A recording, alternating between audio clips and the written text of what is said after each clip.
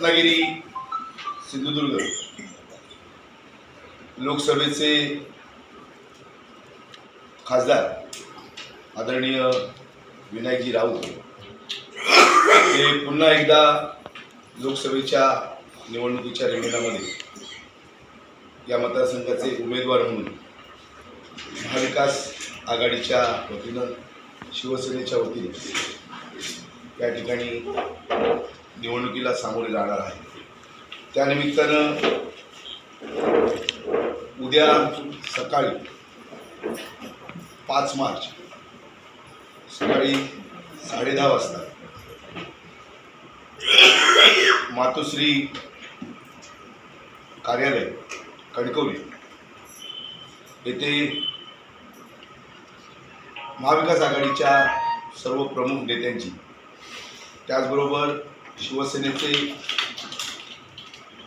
संपूर्ण जिल्हा कार्यकारिणी 8 तालुक्याच्या सर्व तालुका प्रमुख, विभाग प्रमुख, उपतालुका प्रमुख, उपजिल्हा प्रमुख, मोठ्या संख्येनं सर्व शिवसैनिक त्या बैठकीला उपस्थित राहणार आहे। खऱ्या अर्थानं उद्याच्या निवडणुकीच्या निमित्तानं एक नियोजनाची ही पहिली बैठक या निमित्तानं महाविकास आघाडीची होत आहे।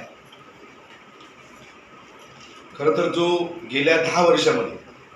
खासदार विनायक राऊत साहेबांनी जे काम या मतदारसंघामध्ये जे विकासाचं असेल, जनसंपर्काचं असेल, महाविकास आघाडी म्हणून सगळ्यांना समोर बरोबर घेऊन केलेलं कार्य असेल आणि एक शिवसेनेचा एक विचार घेऊन आदरणीय उद्धव साहेबांच्या नेतृत्वाखाली या मतदारसंघामध्ये जे केलेलं काम आहे त्याचा सर्व जो लेखाजोखा आहे, जे सगळं कार्य आहे, त्या कार्याच्या अहवालाचं प्रकाशन हे सुद्धा त्या निमित्तानं होणार आहे। खरं तर या संपूर्ण जिल्ह्यामध्ये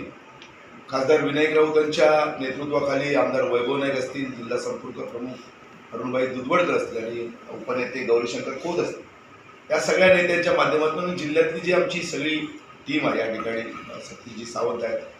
आपल्या तुळजी रावरणे आहेत, जिल्हा प्रमुख संजय पडते आहेत, महिलांच्या नीलम पालव आहे, शहरचे आमचे प्रमोद मसूरकर आहेत, आमदार वैभव नाईक आहेत आणि तालुका प्रमुख शैलेश भोगले आहेत। या ठिकाणी सगळे आज उपस्थित आहेत। खरं तर म्हणजे या मतदारसंघाला एक परंपरा लाभलेली आहे, कारण बॅरिस्टर नाथपै, मधुदंड होते आणि हीच परंपरा जोपासण्याचं काम गेले अनेक वर्ष खासदार विनायक राऊत या मतदारसंघामध्ये त्या ठिकाणी करत आहेत। आणि उद्याच्या या सगळ्या निवडणुकीच्या माध्यमातून जनतेच्या प्रेमातून, जनतेच्या आशीर्वादातून जवळजवळ लाखोंच्या मतधिक्याने खासदार विनायक राऊत हे या मतदारसंघात विजयी होती। पहिल्या निवडणुकीमध्ये 1.5 लाखाचं मतधिक्य हे त्या ठिकाणी खासदार विनायक राऊतांनी या जिल्ह्यामध्ये, या मतदारसंघामध्ये घेतलेलं होतं। दुसऱ्यांदा जवळजवळ ते 2.25 लाखांनी त्या ठिकाणी निवडून आलेले होते आणि आता तिसऱ्यांदा विजयाची हॅट्रिक करत असताना जवळजवळ 2.5 लाखाच्या मतधिक्याने खासदार विनायक राऊत निवडून येतील। अशा प्रकारचं या संपूर्ण मतदारसंघामध्ये एक वातावरण त्या निमित्तानं आहे।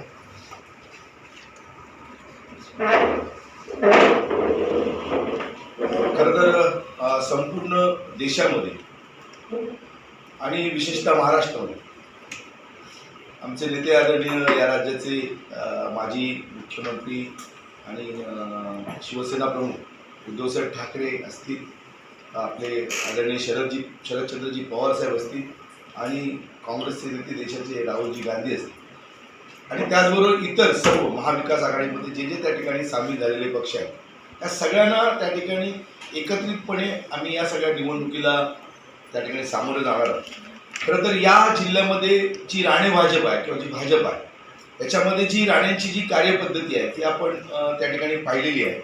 आणि जी एक राजकीय अपप्रवृत्ती या सगळ्या मतदारसंघामध्ये एक आहे, ह्या राजकीय अपप्रवृत्तीला संपवण्याचं काम लोकशाहीच्या माध्यमातून इथली जनता, या मतदारसंघातली जनता त्या ठिकाणी करणार आहे। कारण ज्या पद्धतीनं या मतदारसंघामध्ये दहशतवाद झाला, या मतदारसंघामध्ये गुंडगिरी झाली आणि कुठंतरी एक अहंकार की आपणच या जिल्ह्याचे मालक आहोत, या मतदारसंघाचे मालक आहोत, अशा प्रकारची एक जी भाषा होती ती भाषा या जिल्ह्यातल्या जनतेनं त्या ठिकाणी 2 निवडणुकांमध्ये म्हणजे खासदार विनायक राऊत दोनदा खासदार झाले आणि त्याचबरोबर वैभव नाईकांसारखं एक तरुण नेतृत्व हे राणेनं पराभूत करून त्या मतदारसंघामध्ये ते दोनदा त्या ठिकाणी आमदार झाले. मग हा या सिंधुदुर्ग जिल्ह्याचा राजकीय इतिहास आहे आणि म्हणून पुन्हा त्या राजकीय इतिहासाची पुनरावृत्ती करण्यासाठी आम्ही सज्ज आहोत. जनतेचं प्रेम आणि जनतेचा आशीर्वाद नक्कीच त्या ठिकाणी मिळेल आणि म्हणून उद्या या सगळ्या एका महाविकास आघाडीच्या बैठकीचं आयोजन या ठिकाणी करण्यात आलेलं आहे आणि म्हणून सगळ्याच महाविकास आघाडीतल्या सगळ्या घटक पक्षांना त्या निमित्तानं एक आमंत्रण म्हणा त्या निमित्तानं देतोय आणि सगळ्या शिवसेनेच्या सर्व पदाधिकारी महिला असेल, युवा सेना असेल आणि बेसिक शिवसेना असेल हे सगळेच त्या निमित्तानं उपस्थित राहतील.